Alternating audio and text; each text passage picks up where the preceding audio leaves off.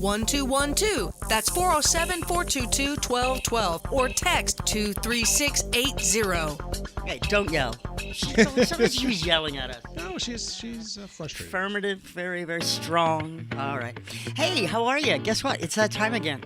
Just a few minutes after 4 o'clock on a beautiful Sunday after. It was beautiful out. It was nice. It's very nice. Yeah, out it there. was just a tad humid. Yeah, a little bit, but temp stayed in the low. Wreaks havoc on my hair. Oh yeah. Yeah. Dr. Dave's hair is standing on end today. It's very, very curly. Anyway, so it's Stages of Life, and it's time for us to talk about the coronavirus. I know. I've about had it with the coronavirus, too. Well, have you, know what most people have had it with, Dr. Dave? Most people have had it with the misinformation or the lack of information. So today you're going to try and straighten all that out. I'll do the best that I can.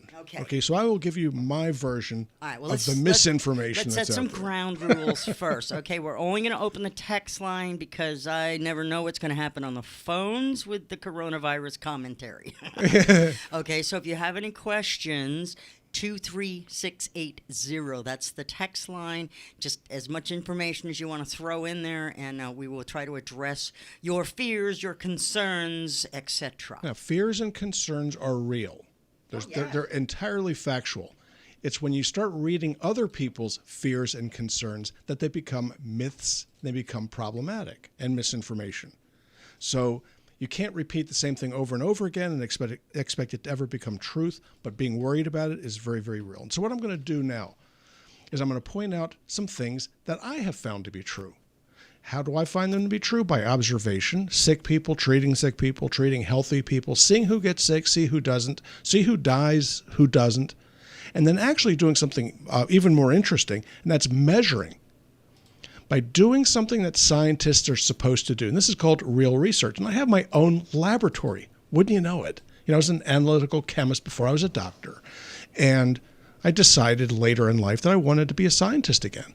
So I've got my own nifty, neat little laboratory going on. And one of the things that I've been doing for the past year and a quarter, almost a year and a half, is measuring the amount of gamma globulin as it looks towards COVID. In other words, COVID antibodies. You will know them as COVID IgG antibodies.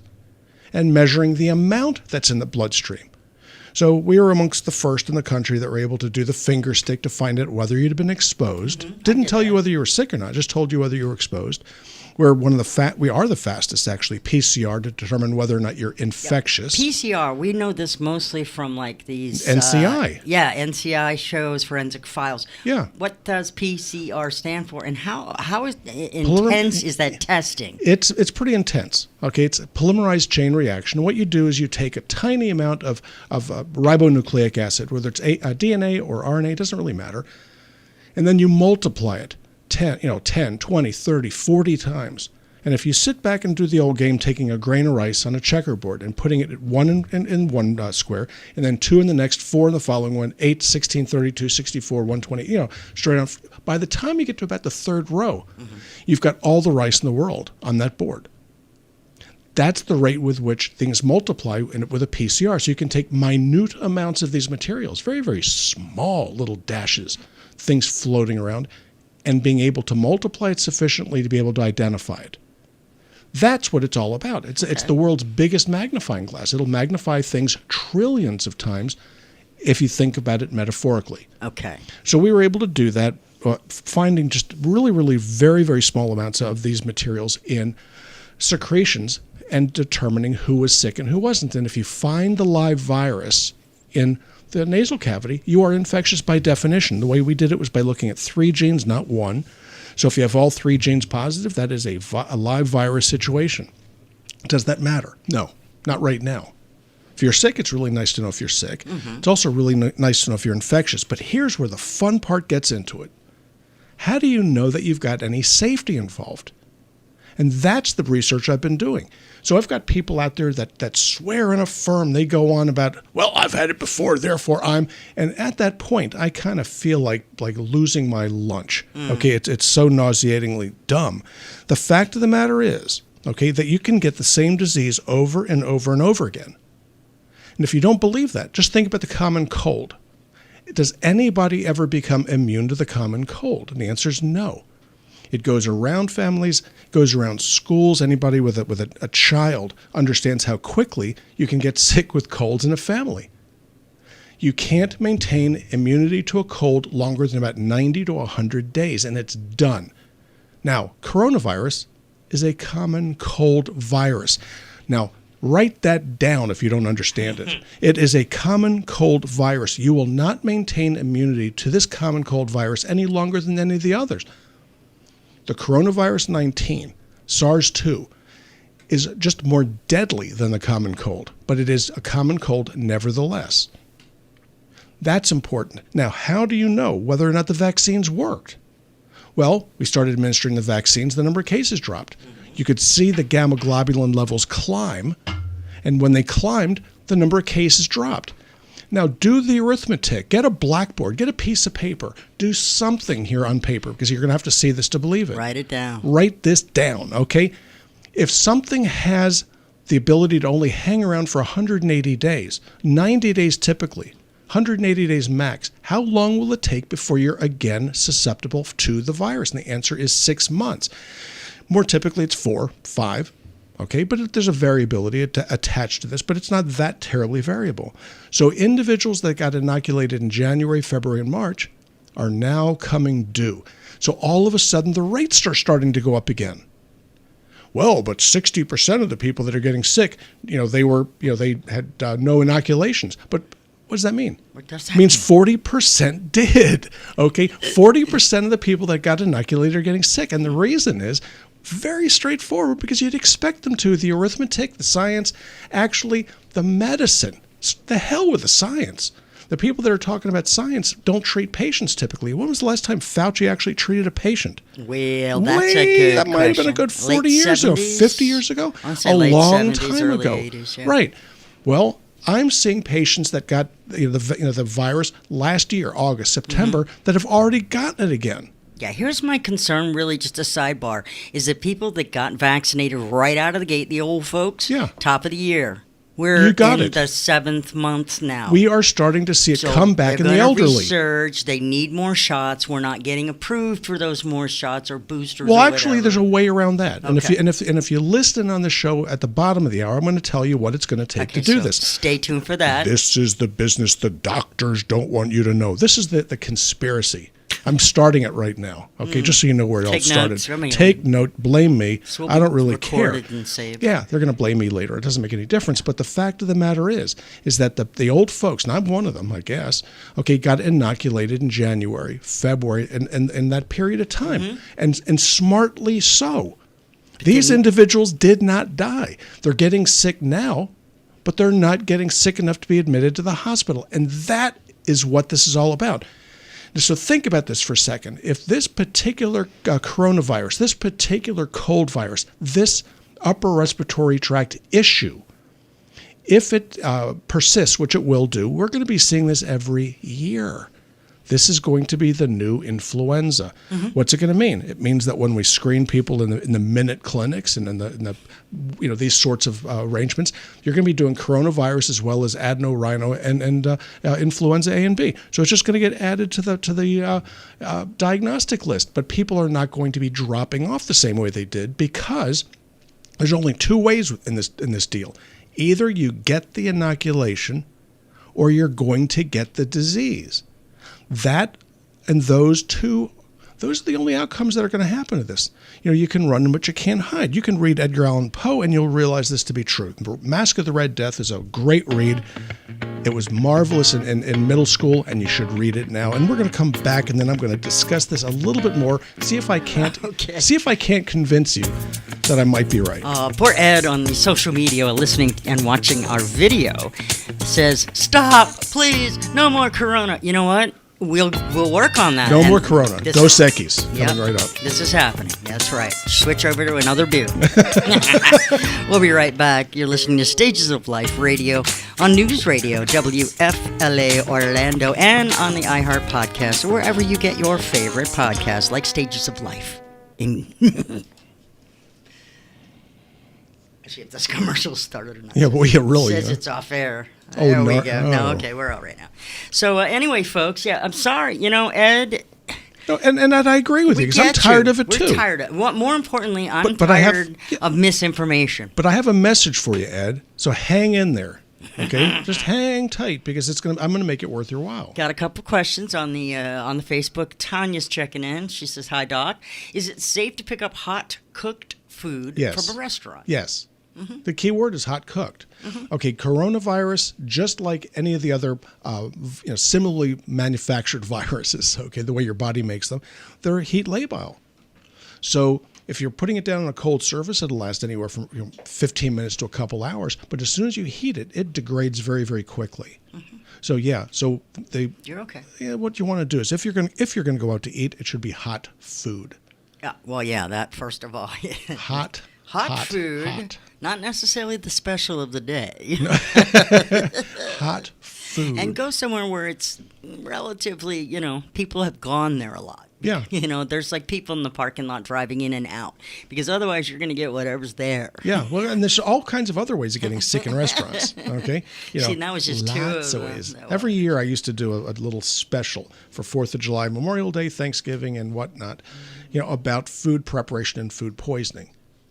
Now, when you end up with some of these things, what's the worst it can do? Cost your kidneys? Listeria is known for doing that. E. coli, a lot of people die from that. Yeah. But typically, most people just get violently ill. Yeah, hey, if you've not gotten a good case of food poisoning, try any sort of like a Caesar salad with a nice anchovy dressing that's gone bad. Yeah, leave it there for a while. Woo, Let it sit. let me Make tell you sure what, that happy birthday to me. make sure the little kids had a chance to get their fingers into that potato 25th salad. birthday, boy. I spent that on the side of the road for 2 hours. We couldn't figure out if I was coming or going, and it was. Yeah. Go ahead and let the cops pull over and go ahead and stop. Yeah, Tess has a good description for this particular ailment. I'm not sure. We have a minute. Can we say that on the radio? What's the name? The hibachis. The hibachis? The hibachis, I according liked to her according to my wife. Hibachi? Hibachis. Okay. I've got a case of the hibachis. Does this happen often? You should check. Oh, she does actually. She only All right, only here's on one. vacation. Sarah Gray says, "Aren't there over 80 different known cold viruses? So if we catch a different one each time, There are many different kinds of cold Yes. viruses. Should we worry about going to the theme parks?" Iggy wants to know. Nah, go enjoy yourself. What's the worst thing to happen? You're gonna take a couple weeks off? Yeah, right. Tanya Iggy- said Iggy, have a good celebrating time. 50 wedding anniversary with kids. They want Greek food. Oh, that's cool. Make sure you go somewhere where there's a lot of people that eat there. Yeah. Mykonos. Try Mykonos. Mykonos along is with it. always, yeah, you can't really go Can't wrong go with wrong there. Mykonos. Mykonos, give them my regards. They're good people.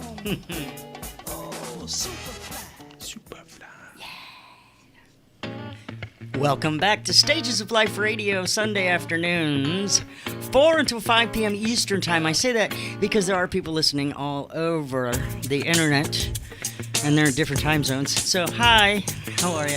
And, of course, you can check us out on the iHeartRadio app, WFLAOrlando.com/listen or whatever. Stages of Life Radio. We're back. We're talking about COVID, Dr. Klein. Yeah, and so really what I wanted to do, okay, was to go ahead and just point out what is going to be the obvious here shortly. So if you haven't figured this out already, it's going to become obvious soon enough, and then give you some options to figure things out. Now, whether you choose your options wisely or not is entirely up to you. Nobody's going to really care whether you get the vaccine or not. Berating people, beating them up. You were really ridiculous if you don't get this. Calling Democrats Republicans because they didn't get the vaccine. I mean, why would you do that? Oh, I would, like, Republicans It's such nonsense. as myself got a shot, so I don't know where that comes from. Well, It's people's choice. But nobody wants to be told what to do. That's the math right there. All right. And so it's just the way it goes. So there's going to be some natural selection. There are going to be some people that are going to get very, very ill for making what I consider to be the wrong choice, but it's their choice. Exactly. So is that a bad thing or a good thing? It is what it is. So how long can you expect immunity from COVID to last? And the answer is between 80 and 130 or 140 days. And I'm going to tell you how I determined this. I'm not spouting that from anybody else. Okay, so what I've discovered in actually measuring these things, determining when people received their inoculations or when they got sick or both, when they got their shots, and then measuring the IgG levels, not positive or negative, but the levels themselves, the amount. What I've found is that the half-life is 90 to 120 days. That's plus or minus 10 days. So what does this mean? It means if your level is 50, it drops to 25 after 90 days, 12.5 after 120 days, and it's down to 6 after 150. That's a fairly predictable so 4 rate to of 5 degradation. months, you're going to be out of. You're going to be down to about zero. antibodies. So I've got some numbers, and I brought these in. These are people I know very, very well. Okay. Myself and my wife. Oh. Okay. So what I did was I know them pretty well. Yeah. So we both were infected on the same day, which was New Year's Day. I got my inoculation on the 3rd. She got hers a couple weeks later, and so mine. So 3 weeks after I know exactly when I got the inoculation and I know when I was exposed, my level was 6.38. And that means nothing to you right now, but it will in a few minutes. Okay. But at 14 weeks, it went to 63. Ooh. Okay. Now, 10 weeks after that, which was this past Thursday, it dropped to 24. So it dropped from 63 to 24 in 10 weeks. Now, what is the threshold of resistance to the virus? And the answer is 2. Okay. All right, now, so you're going to say, well, I'm still pretty well protected, which is true. I got the vaccine at the same time I got infected. Now, I know from just talking to you that Tess had a different amount of antibodies from the we're getting there right vaccine, now. right? Oh, Okay. yes. Surprise. Oh, yeah. I So can't. to Tess, 3 weeks after her vaccine, which was 5 weeks after she got sick, her level was only 5.98. So, but it went all the way up to 31 at 6 weeks, which is exactly the peak of the levels of these things, is 6 weeks after first exposure. And it's now, as of a couple days ago, dropped to 3.19. So what does that mean?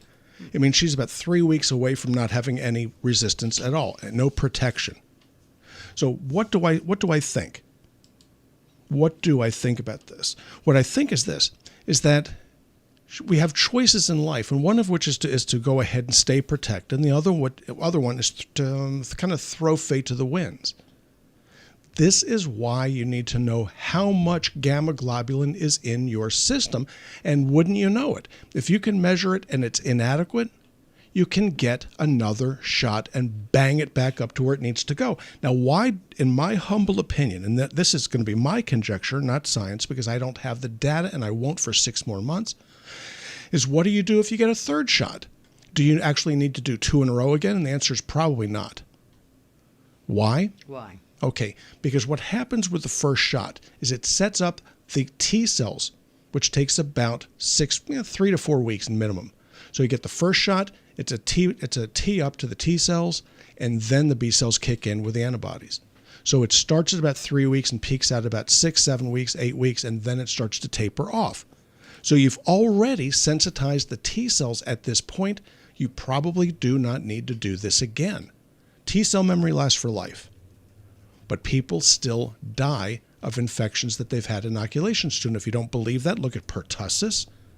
The CDC, had put out these public service announcements, PSAs, prostate-specific antigen, or whatever a PSA is to them, telling people that they had to be careful if they were elderly grandchildren to get re-inoculated for pertussis because they can give it to the infants. Right. They're even running that ad campaign again, too. And they should. Mm-hmm. What about shingles? Well, you got shingles when you're a kid. Well, guess what? You can get shingles again when you're much older. Chickenpox. Right. Okay, it's called chickenpox when you're a kid, and it's called shingles when you're old. And wouldn't you know it, the youngest person that I've ever treated with shingles was 14. Yet they say you can't get anything until you're over the age of what? 50. Yeah. Okay, so what do you do? So you're younger than 50 or younger than 55. You buy the darn thing. You pay for the inoculation the good old-fashioned way with a credit card. Why do you do this? Because your health is worth more to you than making sure somebody else thinks it's important. So you have to take a little personal responsibility. Nobody's brushing your teeth for you either, are they? No. No, nobody's brushing your hair, doing other sorts of basic sorts of things. So the goal, what is it that the goal with this is? The goal here is not expiring from this illness. Oh. It's not going to keep you from getting sick because you're going to. It's not going to keep you from getting a shot because it will. What you need to do is to understand that reduction in risk is what the name of the game is. You're not looking for any guarantees. Nobody's going to give you any guarantees. But if you can reduce your risk, you're more likely to finish the game. So whether you finish first or last, you're going to finish. So how do you find out what your level is? And this is going to be the take-home message that I promised you at the bottom of the hour. By definition, right now is pretty close to the bottom of the hour. You're close. Okay, so we're opening up the IgG quantitatives to people. Our patients, and anybody's a patient of ours can come in and just have it done. It's not a big deal. It's if you have Medicare, Medicare covers it. If it's everybody else, it's $49. Big deal. If you want to try to get it someplace else, I can about expect it's 5 times more. If you're not a patient of ours, what we'll do is we'll bring you in, make you a temporary patient, and it'll be $149, which is still about half of what it'll be anyplace else if you can find somebody willing to do it. Now, what do you do once you have this actionable data? So you come in and you had your COVID shot in January, and wouldn't you know it, your level is about 0, which I've got 2 people in my office I'm going to have a discussion with tomorrow when I get in there. I want to say, something, I got good news and bad news for you. Then what we do is we write them a letter. The letter goes to whom it may concern, and it discusses the fact that they have no detectable antibody levels, thereby putting them at risk of COVID, and they require a re-inoculation. If we call it a booster, it becomes a problem because there is no booster. Re-inoculation, not a problem. We haven't had any pushback from the people that administer the shots. So is there enough material out there to re-inoculate people? And the answer is yeah. Right now they're closing down inoculation centers for lack of demand. So if you really think you're going to have to stand in line for this, you're probably wrong. So that's something we're doing for the people that contact Stages of Life. Well, how do they do that? Okay, you can call 407-679-3337 and schedule it. We don't do them for walk-ins, although if you walked in, we could probably handle it. Not at lunch. Okay, I won't give up my lunch. No. Okay, forget the lunch business. He's big with the lunch. I'm big with my lunch. I get really crabby if I don't eat my lunch. Or you can reach us at stagesoflifemedicalinstitute.com. You can contact us through there. We're there Monday through Thursday from 8 until 4:30 or 5 o'clock or thereabouts, and we've been known to stay later when people need us. Let me, every day we stay pop later. This one off the text line again. Sure. Our text number, which is best for us right now, is it's easier for us to read and answer the questions. 23680. I self-test for COVID-19 Good. with Abbott's antigen swab test. All right. The results are negative so far. After I get the Johnson & Johnson vaccine, Yep. will the result of the antigen test show up as positive? Shouldn't be. It shouldn't come positive because you don't have the antigen to do. What you're looking for is antibody. All right. So that if it's an antigen, no. If I had the antibody test after getting the vaccine, should I expect that to read positive? Yes. Thank you. That was a text completely with the thanks. But the at the end. problem, okay, now, and we do multiple types of antibody testing at Stages. Why? Because I like to evaluate them, see what does better, what does worse, and figure it all out. Oh, That's you're my one of kind. those I'm one of those CLIA kinds lab. of guys. I want to know what's going to work and what isn't. So the finger sticks are not all that terribly sensitive. So once you get antibody levels down much below 5 or 6, it's not going to pick them up at all. But you still have another month or so. So it's nice to know what you've got, in absolute terms, as opposed to, gee, I'll take a wild guess to do it. Plus, the finger stick is about the same cost as the quantitative. Why would you do anything any differently? It does not make a great deal of sense. Okay, so we got a couple of questions. We got a break coming up here real shortly. There it is. See, I know these things. That was shortly. That was pretty well timed. No, I think so. I did that myself. No, I didn't push the button. It just started. It was like weird. Okay, What's this button do? That's what happened. Stages of Life Medical Institute for more information on the antibodies testing. And again, looks like you guys are probably going to have to get another shot at some point. Or, Get ready for it. Yeah, get ready for that. Yeah, okay. I understand. All right. We come back. We got a bunch of questions piling up on the internet, on the text line, everywhere. 23680 Stages of Life Radio on News Radio WFLA Orlando. It's just scribbling. Yeah, it's a little something that just occurred to me that I wanted to mention, and I will in the next segment. Yay! Actually, I'll talk about it now, and then I'll talk about it again. All right, Might as well. We got a couple on notwithstanding. here. Okay, so Sarah wants to know if the napkins and dishes and utensils could be contaminated at a restaurant. God, I love you. Yeah, that's probably exactly how it happens. All right, coronavirus. For those of you that are really, really interested in understanding how this works, coronavirus is an enterovirus. It's a veterinary enterovirus. What does that mean? It means that the pets get it, other mammals get it, and the way they transmit it is fecal-oral. Ew. Ew is right. Okay, so it's poop to mouth, poop to mouth, poop to mouth, and so it's what's in your food. The same thing with E. coli. Escherichia coli. E. coli is found in the colon. How do you get it from your colon into your system? Guess what? Okay, it's contaminated food. So that's probably how grandma got it at the nursing home. You go to the nursing home, 10, like we have a nursing home in Jacksonville that we were just contracted with to go ahead and do another sweep for them because they have 10 people in there that came down with COVID at the same time. COVID's this time, not the UTIs. No. Oh, we're doing UTIs too. I mean, the UTIs, okay. But the COVID business, yeah.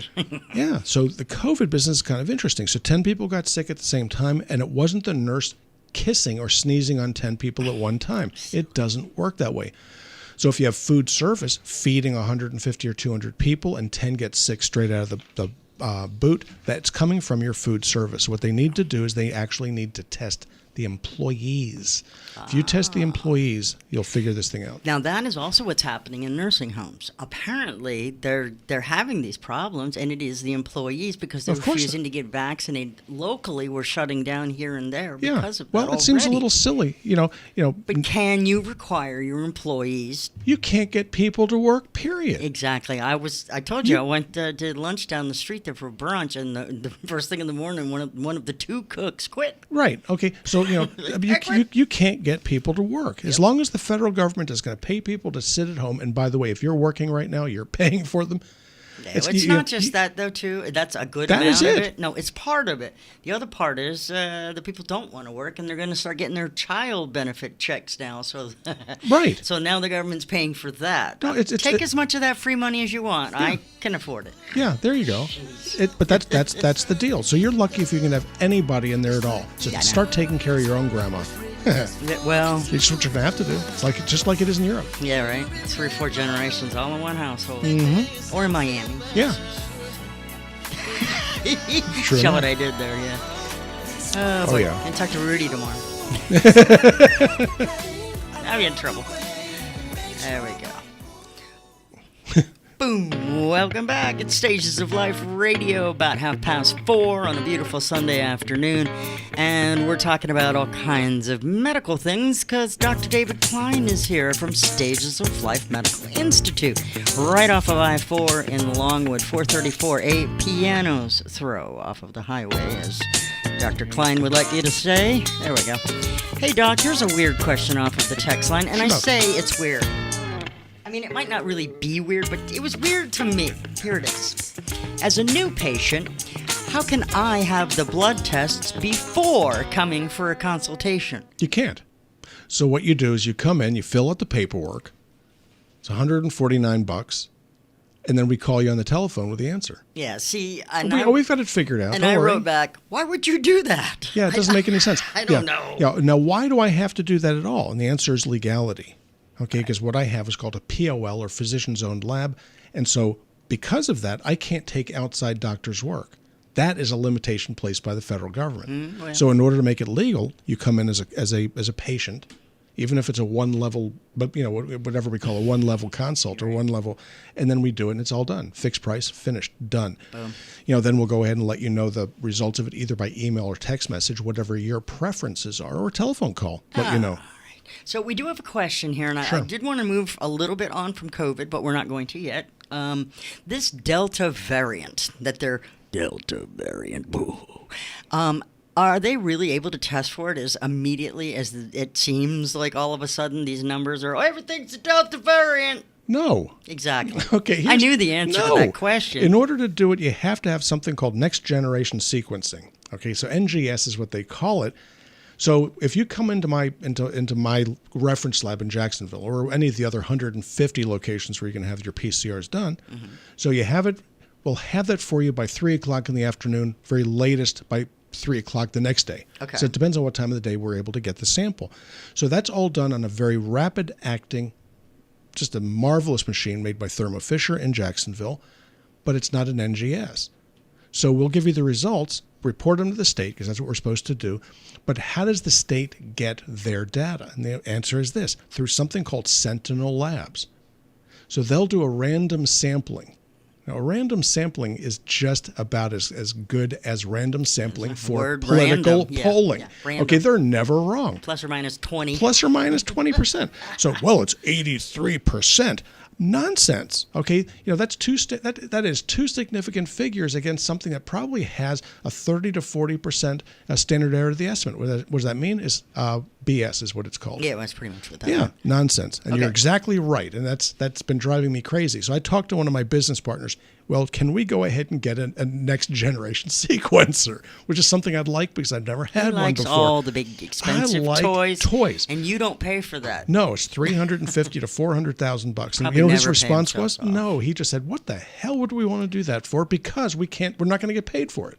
Right. So, well, I got the 3 business Delta partners. They don't want to do variant, it. It is out there, but as far as rampant, we can't. We don't know. We don't have those numbers. More so is it doesn't matter. And I'll Exactly. tell you why it doesn't matter. Because it's no more vicious than the others. Now, let's think back. Let's rewind the clock here to January of last year. Well, for every person that gets COVID, we're going to be infecting 6 to 8 people. Okay, now think about that for a second. Okay, that turned out to be, to quote Fonzie, wrong. Okay, what does that mean? Wrong. No, it's maybe more infectious, but we don't even really know that yet, do we? Well, that's usually the math on these things as they become We don't more know. infectious but less deadly.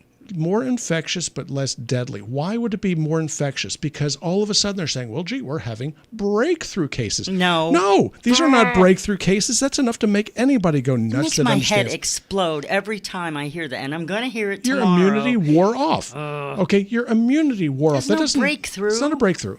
Well, I got the vaccine and then I got COVID. What the hell? It means your immune system either wasn't as good as mine Didn't or catch most up everybody fast, else. crossed in the mail. That's the way that it works. So guess what? It has to do with inoculum size and adequacy of you. So most of the people that get the vaccine will have a relative immunity for about 90 to 100 days. Think about that, because time passes very quickly. You got the inoculation in March. You are overdue to get your booster. So why wouldn't they have discussed this? And this data can't be new to me. Okay, now, so here's the fun part. Why would they not have said this a year ago, January?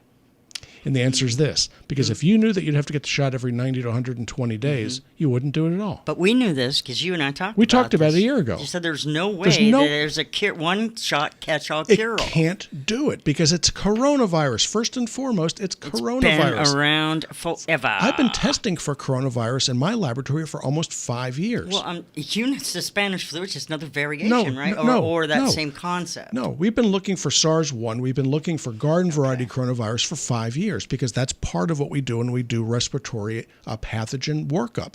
You know, I'm not an infectious disease expert, but I did stay in a Holiday Inn Express last. Stop it. Here's a quick text in that. Hey, Doc, if the COVID risk increases over time after inoculation, why aren't we hearing more about, quote, pass-through cases? Well, thanks for not saying breakthrough. Well, that's just not to make, so my hair doesn't turn on fire. I know, right? Well, my face Why is do you exploding. think I'm sitting here right now at my expense discussing this? Because we're trying to save you. Yeah, I'm trying to do you a little favor here. Seriously, we're trying to get the right information. Now, a lot of times people have asked, what's in the vaccines I'll and tell all you these what's in the crazy vaccine. things. Now, if you're going to do this, don't waste your time with the J&J. Yeah, I tried to just don't tell do you it. before. We talked about this when it first came out. We said it was going to be for those people who didn't really want to get the vaccine. Yeah, and it pretend they provides did it. some coverage, but not that much. Yeah, and that's what they're finding And is now the they're case. finding it out. Yeah, Oh, gee, broke how do you out, like that? I think it was Friday. They hit the news, and I went, yeah, we knew that. What a shock. Yeah. Okay, Ooh. so which one do you I want to didn't get? even bother to text you. At this point, it doesn't matter which one you get because you're only going to need one pop. Okay, and that one pop can be Pfizer or Moderna. It doesn't really matter. Now, what's in it? I'm not going to discuss Johnson & Johnson because I don't think it's worth discussing. No. But the Pfizer and the Moderna have several things in them. One, there's a little bit of salt. There's a little bit of sugar. There's something akin to chicken fat, and then there is a modicum, a small amount of messenger RNA for one of the proteins of the virus. And what it does is it sets up for a reaction involving something called phagocytes, okay, that go ahead and eat this stuff. And then those particular cells develop a little zit on them. They get eaten by other cells. And wouldn't you know it, that starts the immune system That's the on its process. way. Look at That's the that. process. So when you get, and I do say when you get the booster inoculation, all you're going to do is you're going to get the original vaccine. There's no booster really to this.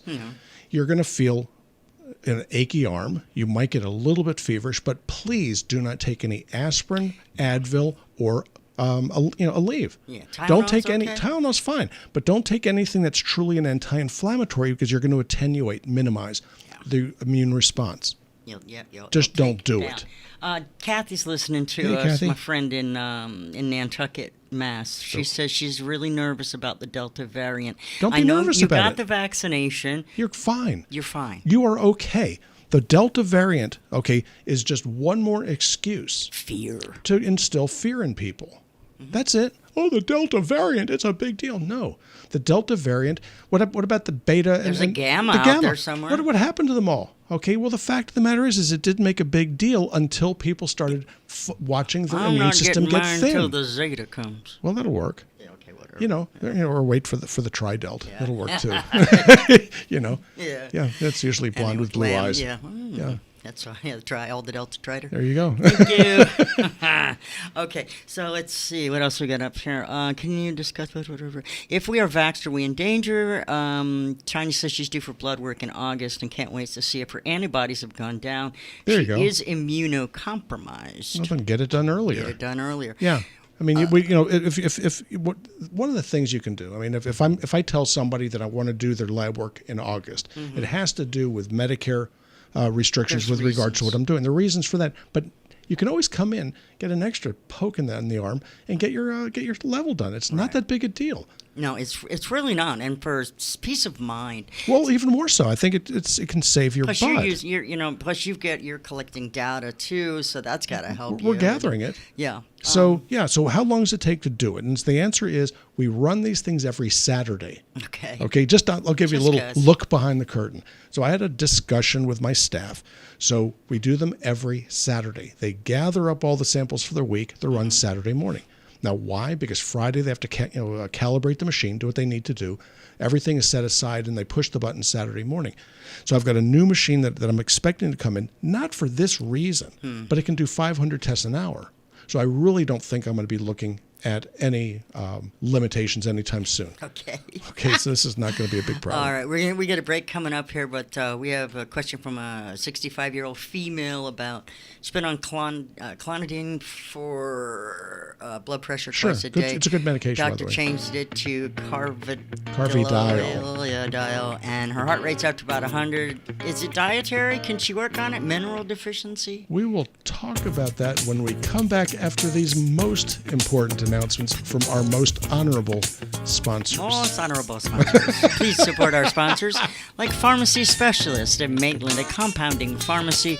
We love Dr. Juan Lopez and Company. Known them for over 30 years, and those guys can put it together. They've never let me down in 30 years. Never disappoint. Check them out at makerx.com. Stages of Life Radio on News Radio WFLA Orlando. I need you to talk to him, get him to resign too. You got it. I didn't, you know what? Kept everything the same. I'm going to toss in some extra 60s, run a schedule and other days for him. So, yeah, he's real hard to get a hold of. Juan or Sam? Juan, Sam, I've never even talked to. So, we've got some questions here. Thank you for listening. Kathy, don't be nervous, hon. You know that. Everything's Kathy, going to be okay. You're going to be fine. She's been having a hard time, Mom. Yeah, but Kathy, the problem with living in Nantucket, other than the fact that it's gorgeous up there and the water is freezing. Oh, man. The seafood is marvelous. Oh, stop. But getting the blood work done is tough. Freaking Shannon Burke was just up there posting all these pictures from Really? Nantucket. And I'm like, Shannon, and apparently we know this. I went to high school with the guy he's Yeah. hanging out with. I'm like, you bastard. I love it. And then my friend's showing him all the secret stuff that you don't usually see as the tourist. You know the deal. Mm-hmm. You know what I was Yeah. like, that's not cool. All right, so we're going to answer that question when we come back. Let's see. Anyway, I hope you're having a good day, folks. Thanks for everybody listening. It's been absolutely wonderful. That's my home. That's the home wharf area where I'm from. Which one's yours? Yeah, right. Yeah, we're looking at 120 to 200-foot Easy. yachts. Yeah, easy yachts. Yeah. Okay. Let's see. Let's figure that one out. That one there probably is Obama's actually. Stop. It is. That's not the vineyard. We don't let him in. We ain't letting him in. It never gets old though. See? And there's Brent Point as you round out or come in. Oh man, I bet Yeah, I'll bet it looks different in the middle of a storm though. Dude, Arr, it looks here's the awesome nor'easter in the middle of coming a in. nor'easter, Arr. right? It does. It looks awesome in the middle of a nor'easter. And now, if you look, there's these little rocks here when the water's up. I used to sit out there and burn them when I was a kid. Really, those are sunbathers, and Are there sunbathers on those rocks? Oh my. Yeah. Yeah. In the middle of the winter, I go out. They're kind of slippery, and you can fall right in and crack your head. Just saying. Might have happened. Anyway, so hey guys, thanks for hanging out with us. Will COVID ever get better, and will we get back to a normal life? I am happy that you asked that question. Okay, Yeah, because here's where I'm going to get canceled by Facebook, and the answer is it's probably not going away. But as we start seeing these things come and go every year, it's going to become less and less notable. It's going to be there just like influenza. Nobody has closed a school due to influenza. But in 1918 and 1919, when we may well have had our first H1N1, okay, it killed 60 million people, and it was a big deal. But we've had influenza twice a year ever since. Each year, it seems to be about the same in terms of its mortality. So what do I think? I think we're going to see it every year or so. Now, even in Asia, so they had SARS-1. They're still wearing a mask from something that happened 15 years ago. So they're all going around with masks in public. And we're probably going to see that because we have a lot of hard-headed individuals that look better with a mask on. Hey, you walked into the middle of our conversation. See, we do the show on social media within the show. So if you're just listening on the radio, whatever it is, it's sort of antisocial. You're right. Yeah. You're right. But anyway, we use the platforms during the commercial breaks and answer other questions there. So you get like this whole show. You're missing out. Stages of Life Medical Institute. Follow us on the appropriate platforms, please. Dr. David Klein is answering questions, and we've got one from a female, 65-year-old. Clonidine for a while. Doctor added Carvediol. It's a beta blocker.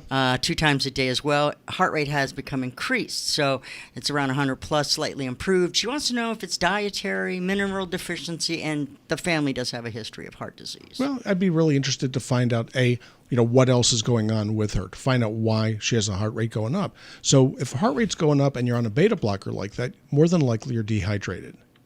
So the first thing I would do would be to start taking down some fluids and see if that doesn't bring your heart rate down. And if it does, you've got the answer. Carvediol will slow your heart rate. So you don't start that and watch the heart rate going up. It doesn't work that way. Right. I think she said it went up. They put her on the Carvediol. Well, that would make far more sense. Okay. But I would be inclined to go ahead and knock down some fluids. Now, how do you do that?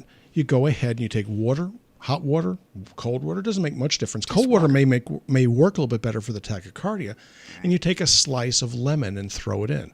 Because without the lemon, you need just trace amounts of salt, trace amounts of sugar, or the water won't absorb. It won't absorb. So, yeah, real easy. You could use an orange if you chose to. I like lemon. I'm a fan of the lemon water always. Lemon I drink works. that constantly. Put the lime in the coconut. It works. This comes up a lot when I'm working the text line at News Radio on the Good Morning Orlando show, and I'm going to pose this question to you because it's posed by that person again. Ivermectin. Everybody is like, we want to just be able to take a medicine like we don't have COVID, but that is for the symptoms. Is that what ivermectin is? Well, ivermectin. There are people out there that claim, that it prevents the illness, but it doesn't. It's very hard to prove that. It's very hard to run that study. Now, from a personal standpoint, I like things that have been around a little bit longer than ivermectin. So hydroxychloroquine is what I prescribe when people get sick with COVID. Yeah. When I got sick, my wife and I both had COVID in January, 1st of January. We both got ill. Hey, Happy New Year. Happy New Year. And so what I did was I used the French recommendations for it and learned why I have the French doctors held in such disdain. The long and short of it is it worked beautifully. Yeah. Okay? But you don't take it for 5 days. Why did they give it for 5 days? Because that's all they would allow their patients to stay in the hospital. Therefore, they just dropped them like lead. Yep. Okay, done. Get out. Done. Okay, so when we took it, Tess and I took, the hydroxychloroquine, 30 minutes after you take that capsule, 30 minutes, boom, you start feeling like $1,000,000 again. Now, you may feel a little short of breath. You may still have a cough, but the achiness kind of goes away. You start feeling right. The overall headspace. And it lasts about 10 and a half, 11 hours. You take it again. And as long as we took the hydroxychloroquine, we were doing okay. When we ran out of it, that 6th day, it felt like somebody beat me on side the head with a 2x4. Tess as well. So we're both whining about this. So we drove to Publix. I'm so glad God bless the pharmacist at Publix. That's all I got to say. Thank you, Publix. So we called them up and said, hey, do you got, I need to call in a prescription. They said, for whom? And I said, for myself and my wife. I said, okay, what is it? And I said, hydroxychloroquine. 200 milligrams BID twice a day. If I need another 21 days with a refill, boom, done. We start feeling better with it, and it still took us 6-8 weeks to it took me 6 weeks to recover from the COVID. It took Tess another 4 weeks after that. She was a little short of breath, a little cranky, but otherwise she did very well.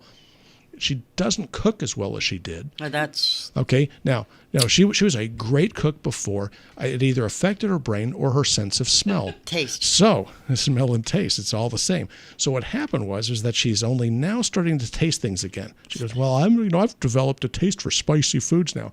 You couldn't get a pepperoncini past her. Well, and see, that's what's happening. A lot of people are like, oh, spicy food. I can eat it because I it can doesn't eat matter. it now. Yeah, Good luck on the other end. For those of you that have lost your sense of taste and are now experiencing the need for these hot peppers, remember this.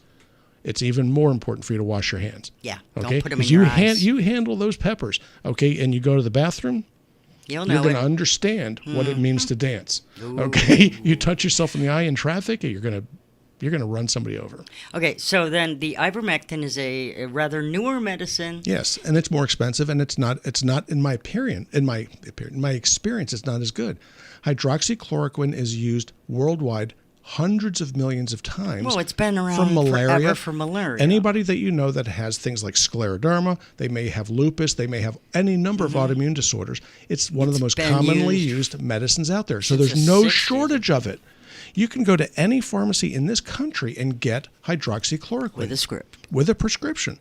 And if you call it Plaquenil, they don't even care anymore. They don't even care. Yeah, and we know what it is. That's just the brand. The Plaquenil is the brand. They're not going to give you the brand name. They'll give you the generic, and it's cheap. Again, and every time I've addressed this on this particular person on this text line, and I'm talking to you, you know who I am. You know, I'm pointing. I'm actually you're pointing at the screen. Yeah, better that than me. Okay.